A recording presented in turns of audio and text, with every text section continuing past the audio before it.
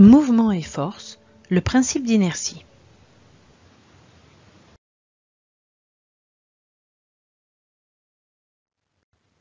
Comment relier le mouvement d'un corps et les forces qui s'exercent sur ce corps? Historiquement, deux grandes théories se sont opposées, la théorie d'Aristote et celle de Galilée.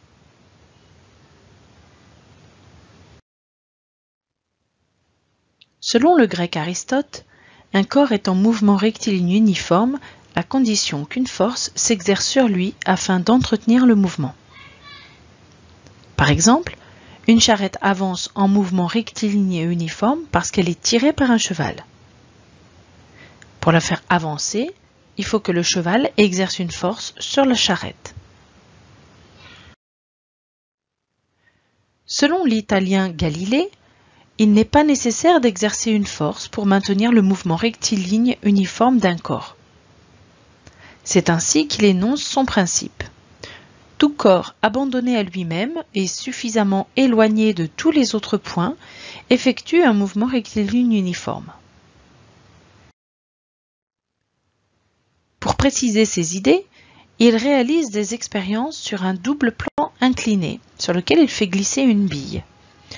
Il observe le mouvement de la bille et constate qu'elle remonte à la même hauteur d'où elle est partie.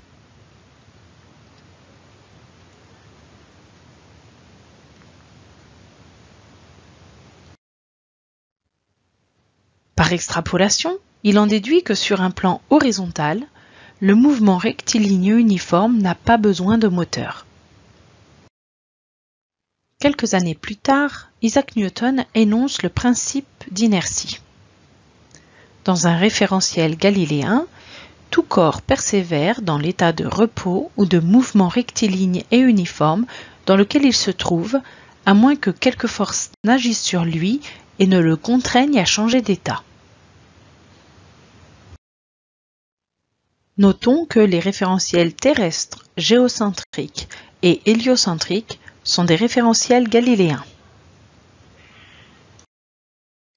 Étudions un premier exemple. Un palais de curling est posé sur un sol glacé. Il est immobile. Le palais est en interaction avec le sol et avec la terre. Il est donc soumis à deux forces.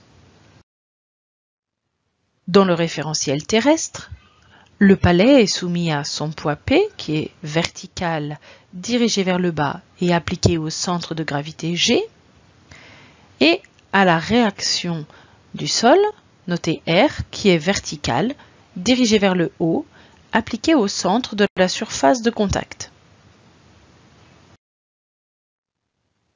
Ces deux forces se compensent. On peut écrire P plus R, en vecteur, égale vecteur nul, ou P égale moins R. On dit que le palais est pseudo-isolé. Le palais vérifie le principe d'inertie, il est soumis à des forces qui se compensent et il reste immobile. On peut donc écrire que la somme des forces extérieures appliquées au système égale vecteur nul se traduit par système immobile.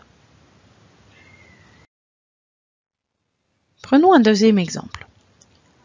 Lorsque le palais glisse sans frottement sur le sol glacé, il vérifie le principe d'inertie. Il est soumis à des forces qui se compensent et il est animé d'un mouvement rectiligne uniforme. On écrit alors que la somme des forces extérieures appliquées au système égale vecteur nul qui se traduit par système animé d'un mouvement rectiligne uniforme. Étudions maintenant, comme troisième exemple, un basketteur qui lance un ballon.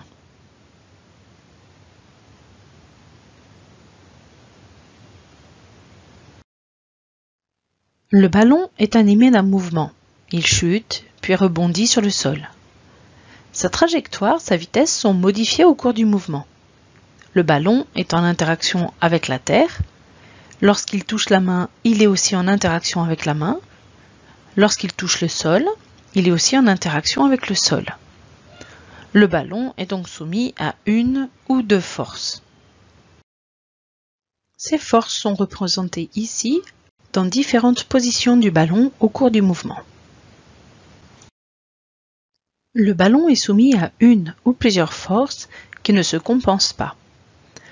Lorsque le ballon touche la main, P plus F n'est pas égal à vecteur nul. On a aussi P différent de moins F. Lorsque le ballon tombe dans l'air, P est différent du vecteur nul. Lorsque le ballon touche le sol, P plus R n'est pas égal au vecteur nul, ou P différent de moins R. Le ballon ne vérifie pas le principe d'inertie. Les forces qui s'exercent sur lui modifient sa trajectoire et sa vitesse dans les directions dans lesquelles elles s'exercent. On en déduit que lorsque la somme des forces extérieures n'est pas nulle, le système est en mouvement non rectiligne uniforme. Newton a montré ensuite que la variation de la vitesse était collinéaire à la somme des forces. Dans certains cas plutôt rares, un système est soumis à aucune force. On dit que le système est isolé. C'est le cas par exemple d'une navette qui se déplace loin de toute attraction de planète et qui est alors animée d'un mouvement rectiligne et uniforme dans le référentiel héliocentrique considéré comme galiléen.